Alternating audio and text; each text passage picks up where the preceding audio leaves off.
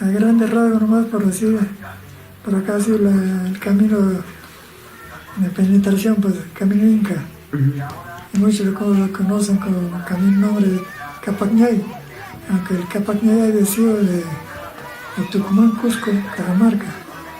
Eso había sido el camino Capacñay, su nombre propio era ese camino. Entonces por acá pasaba ese camino, pues hemos conocido todavía el camino empedrado, o sea, así,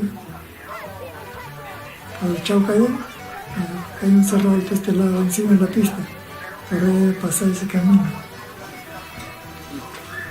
Debería pues, andar allá a Uxchaca, por ahí más o menos, hay un camino que pasa también por allí, por Incahuacampán que dice, por ahí venía un camino ancho, piedras plantadas en el borde del camino, por ahí seguramente había empatado a ese sitio. Y justamente por lo que encontré ese camino por acá, Hernando Sor se vino para irse a Chile. Y más atrás todavía hemos visto que la gente allá del Callejón de Conchucos estaban por acá. De chico todavía recuerdo haber visto. Traían ganado para engordar, ganado vacuno, 40, 50 novillos venían, con 2 o 3 arrieros. Y más que era una zona alfalfera, en la cual crecía el hermoso del alfalfa, toda esta parte de abajo por allá. La gente sembraba pasto, animales, abundancia había.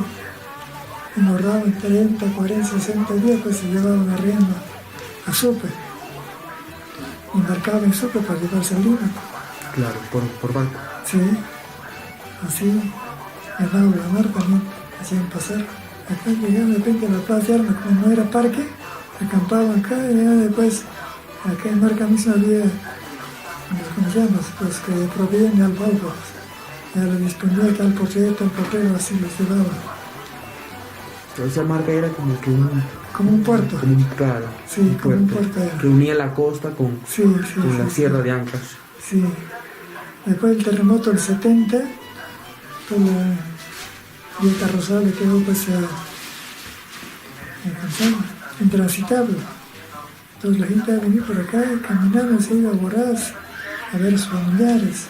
Gente joven, gente que ha crecido en la costa, pues no. Así, pobrecito, caracho, sin sombrero, como si estuviera en la costa en clima cálido, así se presentaban. Y para pasar toda esa altura, ¿no?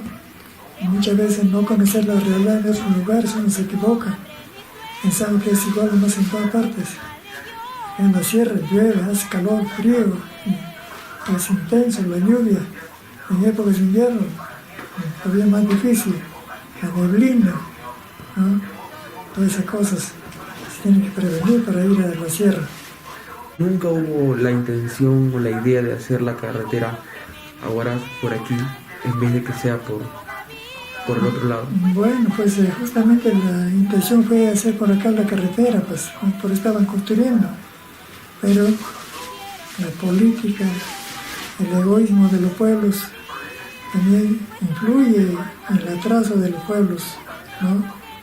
De saber que por más que iba a pasar la carretera en Huaraz, los cajacaínos o los chiquianos no les ha gustado. Entonces han tramado truncar esta carretera. ¿De qué manera? Me habían invitado, dice, al ingeniero responsable de esta obra a una fiesta Cajacay. El ingeniero ha ido por allí, después, no sé, han hecho un plan para que se enamore una mujer allí y al final lo ha intoxicado. Así murió el ingeniero una vez muerto, paralizó. Ya pues esos pueblos han movido sus influencias y han desviado la carretera por el sector. Entonces, ¿qué pasa? El ingeniero ha trazado, ha empezado a construir pues, perjudicando la chacra de esos personas principales de Cajacay. No les ha gustado, se ha molestado contra el ingeniero. El ingeniero, en vez de entrar, que la carretera entre a Cajacay, la llevaba por abajo. No ha entrado a Cajacay, se lleva por la parte de abajo. ¿Ya? Pero con el tiempo recién ha construido su ramal hicieron su carretera. Y después del terremoto del 70, cuando ya Velasco estaba en poder, también iban a pavimentar por la parte anterior nomás. Ya se han movido todo y han hecho que la pista se haga por la orilla de Cajacay. Claro. Es posterior del 70, 71, 72 se habrá construido esa pista, pues. En 273 eso ha sido.